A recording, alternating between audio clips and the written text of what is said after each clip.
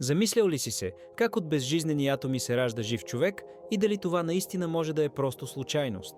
Един човек не е просто сбор от атоми. Атомите са безжизнени.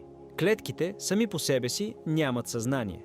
Тъканите не мислят, органите не разбират, системите не чувстват. И въпреки това, от тези бездушни части се ражда жив човек, същество, което вижда, чува, мисли, обича, страда и търси смисъл. Как е възможно от нещо напълно мъртво да се появи живот? Как от хаотични частици възниква съвършена хармония? Кой е вложил законите, по които атомите се подреждат? Клетките се специализират, органите си сътрудничат, а цялото тяло действа като едно цяло. Ако събереш тухли, желязо и стъкло, няма да се появи къща без строител. Ако събереш букви, няма да се получи книга без автор. Тогава, как от атоми, молекули и химични реакции се появява човек, най-сложната и осъзната форма на живот?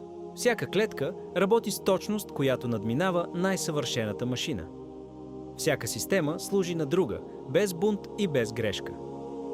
Сърцето не пита защо бие, белите дробове не се уморяват да дишат, мозъкът не спира да управлява.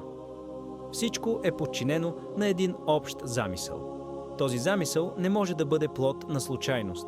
Редът не се ражда от хаоса сам. Животът не произлиза от безжизненото, без воля, знание и мъдрост. Затова съществуването на човека е ясно свидетелство. Свидетелство за Създател, който дава живот, подрежда частите и вдъхва дух. Защото там, където има живот, смисъл и съвършен ред, има и този, който ги е създал.